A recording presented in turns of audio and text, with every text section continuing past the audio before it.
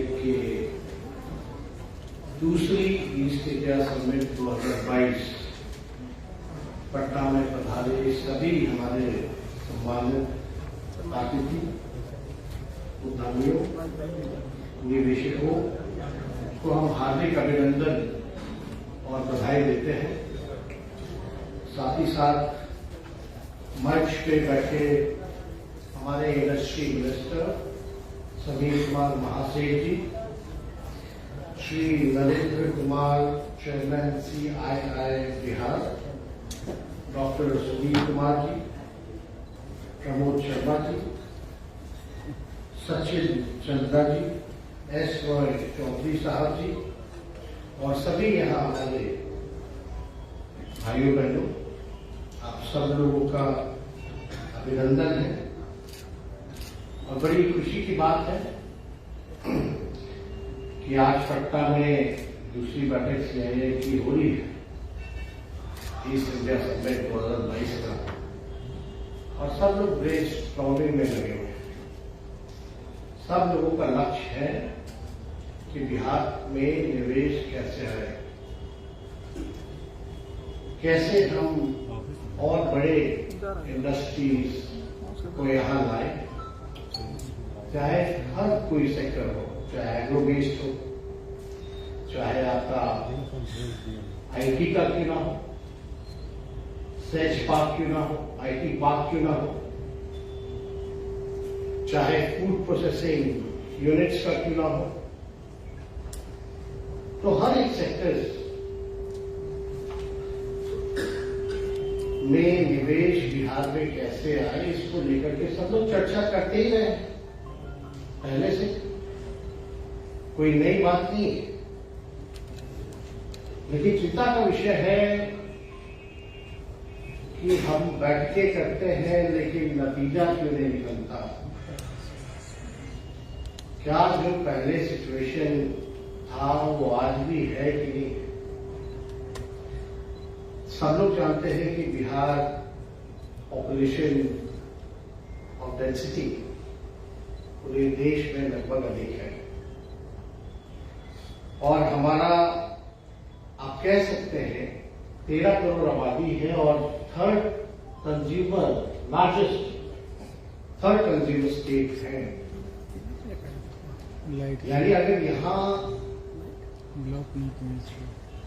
Infrastructure दिया जाए, security दिया जाए, आपको जमीन दिया जाए, प्रॉपर बिजली दी जाए और सरकार फ्लेक्सिबल रहे, फ्यूचरिस्टिक रहे, ताकि हम आगे आने वाली संभावनाओं जो होगी उसमें भी विस्तार कर सके, तो लोग आएंगे। अभी तक आप देखिएगा जब लोग आएंगे तो जितना निवेश आएगा, जो इन्वेस्टर होंगे उन्हीं को फायदा होगा, क्योंकि हमारा थर्ड लार्जेस्ट कंज्यूमर स्टेट है। मतलब जो बनाओगे यही हम कंज्यूम करेंगे। बढ़िया बात है, लेकिन फिर भी जिस हिसाब से आना चाहिए उस हिसाब से नहीं आना। असल में this is all about perception.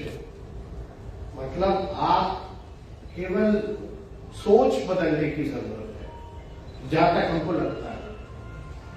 और कौन सा ऐसा सरकार होगा जो नहीं चाहेगा कि निवेश वहां आए, और उसके लिए कौन ऐसा सरकार नहीं होगा जो हर चीजों को सुधारे और आपके लिए फ्लेक्सिबल रहे ताकि आप निवेश कर सकें। It's just a matter of thought. एक परसेप्शन बना है बिहार का कि भाई बिहार में माहौल ठीक नहीं रहता। अब ये परसेप्शन कैसे बनता है? हेडलाइंस, एक माइंडसेट है, और उस माइंडसेट के लोग नहीं चाहते हैं कि बिहार में निवेश। अब as an example, Bihar socially और पॉलिटिकली बड़ा अवेयर है। एज एन एग्जाम्पल अगर हम बात करें, नई सरकार बनी, पहले जो सरकार थी इतना स्ट्रेंथ नहीं था। अब जो नई सरकार बनी है उसका स्ट्रेंथ है 164 का, पहले वाली का 125-26 का, तो ज्यादा मजबूत सरकार हमने की। अब जब नई सरकार बनी है तो कुछ लोग जिस दिन बनी उस दिन से एक परसेप्शन गढ़ा जा रहा है कि भैया बिहार में जंगल राज आ गया है। अब रातों रात हमको नहीं समझ में आता, कुछ लोग रहते हैं तो जंगल राज नहीं रहता है, रातों रात कुछ लोग बाहर सरकार से चले जाते हैं तो बिहार में जंगल राज आ जाता है। अब सरकार को लगभग कई दिन हो गए। What difference did you find? कोई डिफरेंस नहीं। अगर परसेप्शन बनाना हो तो हम इतना ही कहेंगे कि भैया हेडलाइन से परसेप्शन मत बनाइए। आप लोग तो निवेश करते हैं किसी चीज में तो पूरा स्टडी करके, रिसर्च करके, एनालाइज करके आप निवेश लगाते हैं कि आपको फायदा होगा नहीं होगा। तो जब आप अखबार में खोल करके ऐसा कुछ देखते हैं तो हकीकत भी तो आपको जानना चाहिए, एनालाइज करना चाहिए, रिसर्च करना चाहिए। अब how do we research about it कि बिहार का माहौल कैसा है, about example law and order. You will go through the data है, और लॉ एंड ऑर्डर का सबसे कॉन्क्रीट डेटा कौन देता है? एनसीआरबी, भारत सरकार का गृह मंत्रालय। बिहार का क्राइम रेट क्या है ऑल ओवर देखा जाए तो 21वां रैंक है बिहार, 21वां। लेकिन परसेप्शन ऐसे बना हुआ है कि आप आइएगा तो पता नहीं क्या हो जाएगा। आप लोग सब जान रहे हैं यहां इंडस्ट्री लाने के लिए कनेक्टिविटी बहुत जरूरी है। कनेक्टिविटी है, काफी इस क्षेत्र में काम हुआ। अब तो 3 एयरपोर्ट ऑपरेशनल हो गए।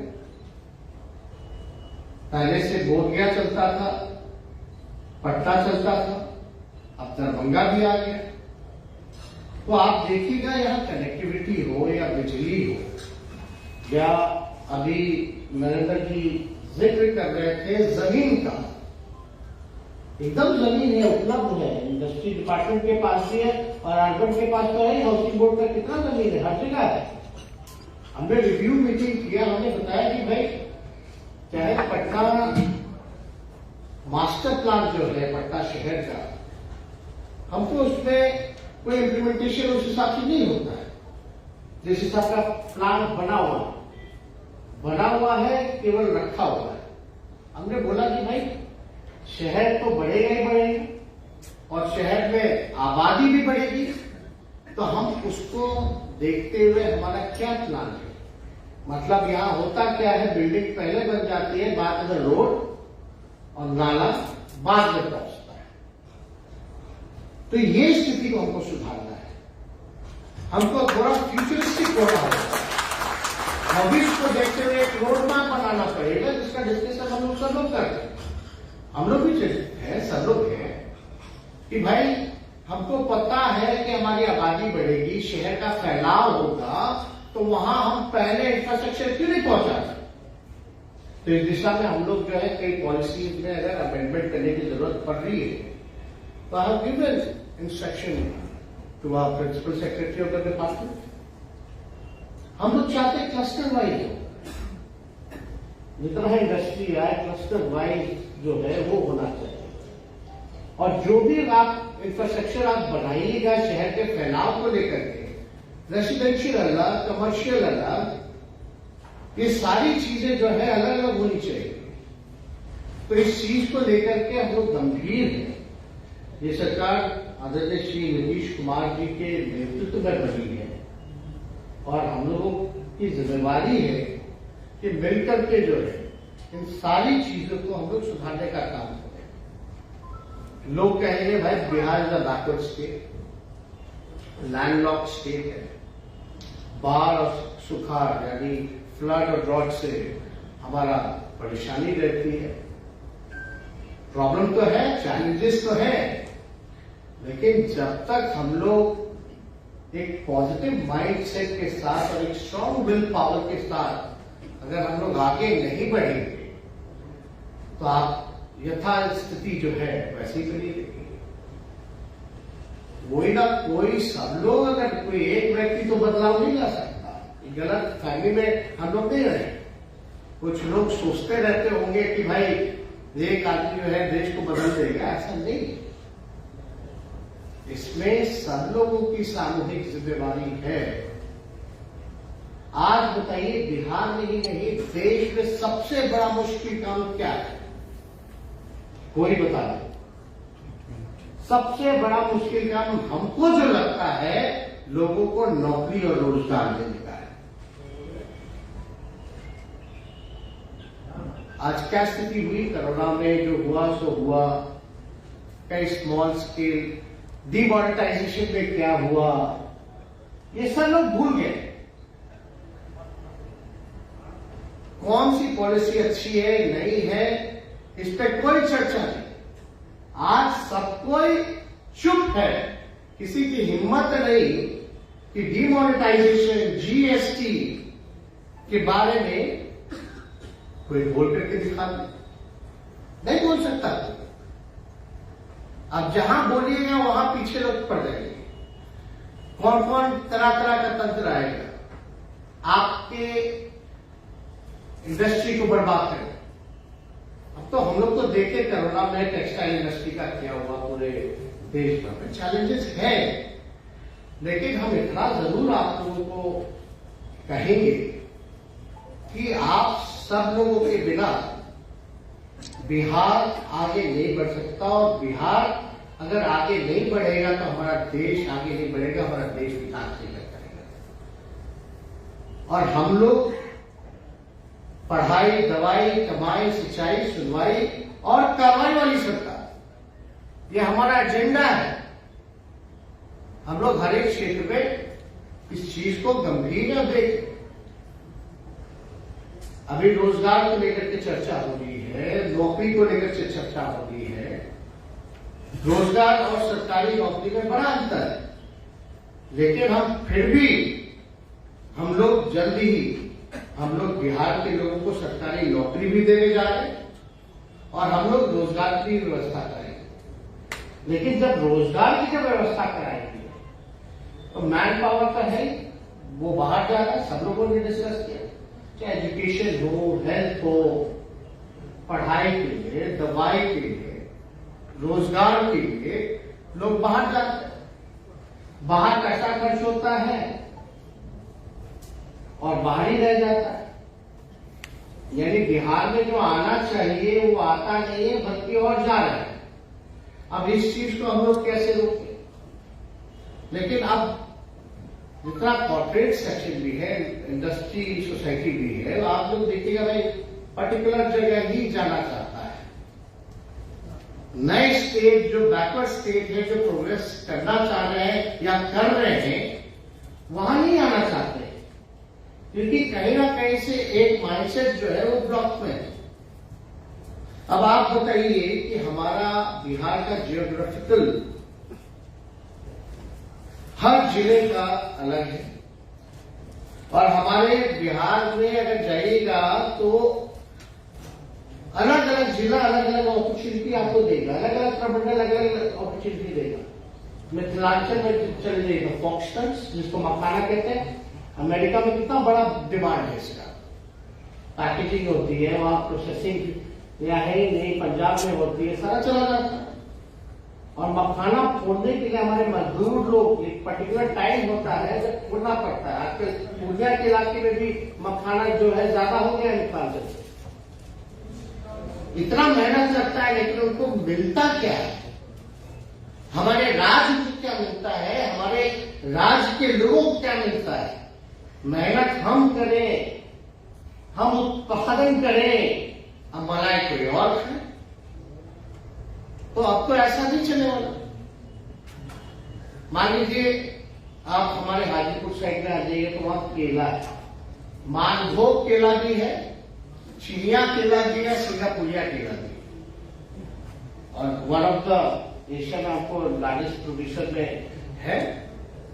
लेकिन अब केला ऐसा चीज है कि उसके स्टेम से लेकर के, उसके लीफ से लेकर उसका फ्रूट, हर चीज में उसका उपयोग है। लेकिन कोई ऐसी इंडस्ट्री नहीं। मुजफ्फरपुर चले जाइए तो लीची है, आप उधर चले जाइएगा कोसी साइड तो मेज है, मक्का है, तो सारी चीजें हैं।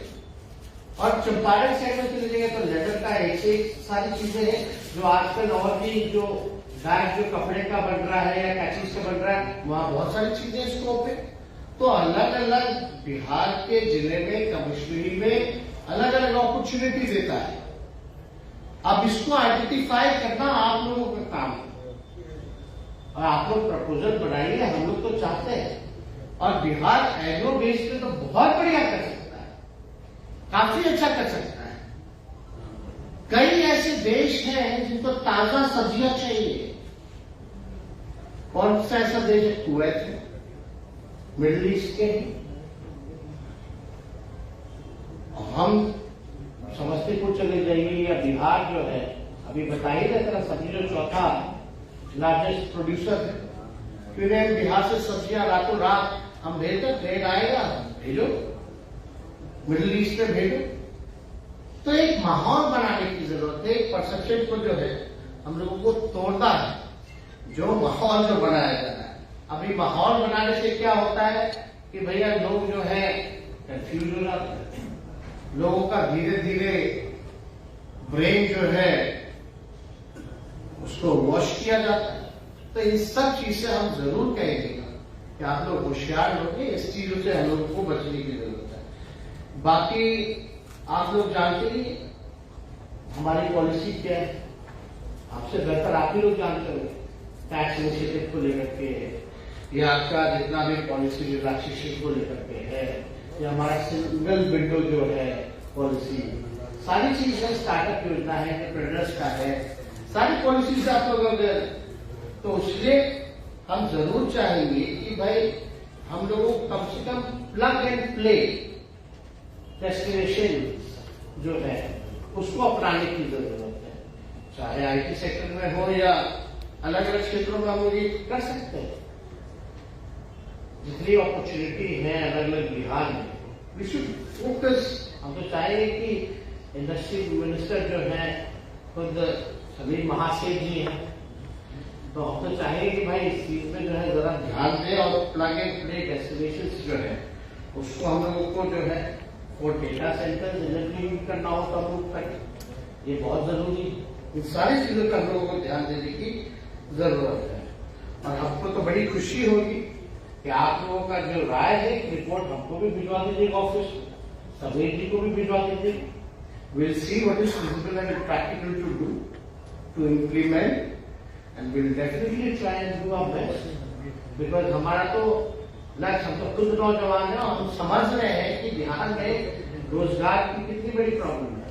अगर ये सारा व्यवस्था हो जाए तो नौकरी के अलावा आप कितने लोगों को बिहार में रोजगार दे सकते हैं आप समझ जाइए।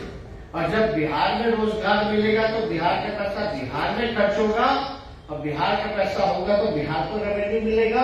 हम और बेहतर अस्पताल बना सकते हैं, हम और बेहतर एजुकेशन हब बना सकते हैं। तो ये सारी चीजें जो है हम लोग करें। और हम लोग अभी कुछ दिनों में हम प्रेजेंटेशन मंगाए हैं भाई, क्लस्टर वाइज जो है कहाँ क्या होना चाहिए, एजुकेशन हब क्या होना चाहिए, इस चीज में हम लोग अभी से ही प्लान करने में लगे हैं, कहाँ अमेंडमेंट करने की जरूरत है। तो ज्यादा कुछ ना कहते हुए आप सब लोग यहाँ उपस्थित हुए और काफी देर से आप लोग चर्चा कर रहे हैं। बट हम लोगों को ये सोचना पड़ेगा कि हम लोग अपने अपने राज्य को आगे कैसे बढ़ाएं। जिम्मेवारियों से पीछे हटने की जरूरत नहीं है और हम सब लोग मिलकर के काम करेंगे तो जरूर कामयाब होंगे। और एक लोगों का थॉट है कि बिहार में इंडस्ट्री नहीं आ सकती है, इसको हम लोग जरूर मिलकर के बदलने का काम करेंगे। आप सब लोगों को दिल से धन्यवाद देते हैं। बहुत बहुत बधाई। जय हिंद, जय श्री राम।